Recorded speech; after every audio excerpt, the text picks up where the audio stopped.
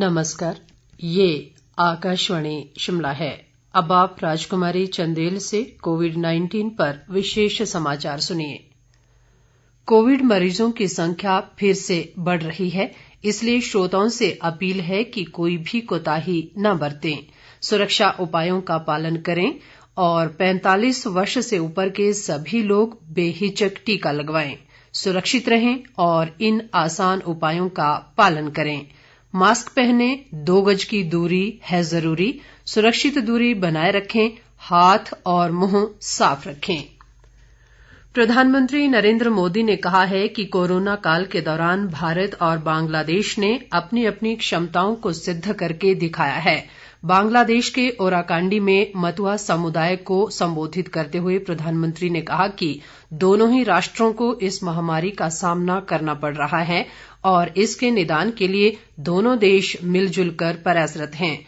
उन्होंने इच्छा जताई कि भारतीय टीके बांग्लादेश के नागरिकों को भी मिले। उन्होंने कहा कि दोनों राष्ट्र अपने दम पर दुनिया में प्रगति के इच्छुक हैं और दोनों देश विश्व में स्थिरता, सद्भाव और शांति चाहते हैं। मुख्यमंत्री जयराम ठाकुर ने कहा है कि प्रदेश में कोरोना के मामले लगातार तेजी से बढ़ रहे हैं, जिसके चलते कई एहतियाती कदम उठाने की जरूरत है। उन्होंने प्रदेश में टेस्टिंग और वैक्सीनेशन बढ़ाने पर बल देते हुए कहा कि कोरोना नियमों का सख्ती से पालन करवाया जाएगा। जयराम ठाकुर ने कहा कि सरकार द्वारा राज्य में कोई भी सामाजिक व सांस्कृतिक कार्यक्रम आयोजित नहीं किया जाएगा और बाहरी कार्यक्रमों में 200 और आंतरिक कार्यक्रमों में 50% तक लोग शामिल हो सकेंगे। प्रदेश में कोरोना के बढ़ते मामलों को देखते हुए सरकार ने सभी शिक्षण संस्थान आज से 4 अप्रैल तक बंद करने का निर्णय लिया है। मुख्यमंत्री जयराम ठाकुर की अध्यक्षता में कल शिमला में हुई उच्चस्तरीय बैठक में ये निर्णय लिया गया। उन्होंने कहा कि केवल वही संस्थान खुले रहेंगे जिनमें परीक्षाएं चल रही हैं और अध्यापकों सहित महाविद्यालय व स्कूलों का अन्य स्टाफ नियमित तौर पर शिक्षण संस्थानों में उपस्थित रहेगा। मुख्यमंत्री ने कहा कि आवासीय सुविधाओं वाले स्कूलों के हॉस्टल बंद करने की जरूरत नहीं है, लेकिन यहां कोविड-19 महामारी से बचाव को लेकर जारी दिशा निर्देशों का सख्ती से पालन करना होगा।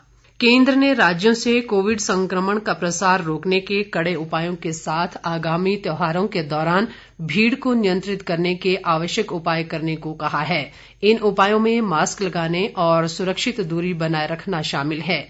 राज्य के मुख्य सचिवों को लिखे पत्र में होली, शब-ए बारात और ईस्टर को देखते हुए कोविड संबंधी एहतियाती उपाय कड़ाई से लागू कराने के लिए जिला प्रशासन और पुलिस को आवश्यक निर्देश जारी करने को कहा गया है।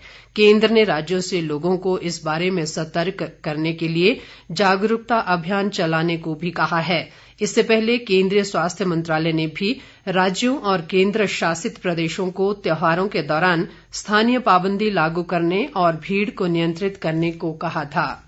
देश में कोविड-19 से स्वस्थ होने की दर 94.85% हो गई है। कोरोना संक्रमण से अब तक 1,12,95,023 लोग स्वस्थ हो चुके हैं।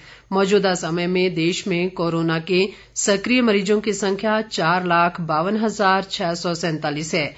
देश में कोरोना संक्रमितों की कुल संख्या 1,19,08,910 तक पहुंच गई है। संक्रमण से अब तक देश भर में 1,61,240 लोगों की मौत हो चुकी है। बीते 24 घंटों के दौरान देश में जहां 62,258 नए मामलों की पुष्टि हुई है, वहीं 30,386 लोगों ने कोरोना संक्रमण को मात दी है।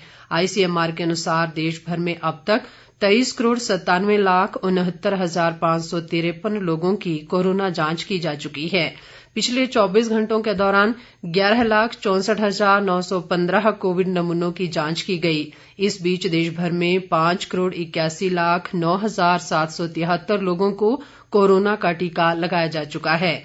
पिछले कल देश भर में कुल 26,05,333 लोगों को कोविड वैक्सीन लगाई गई। इसके साथ ही ये समाचार बुलेटिन समाप्त हुआ। नमस्कार।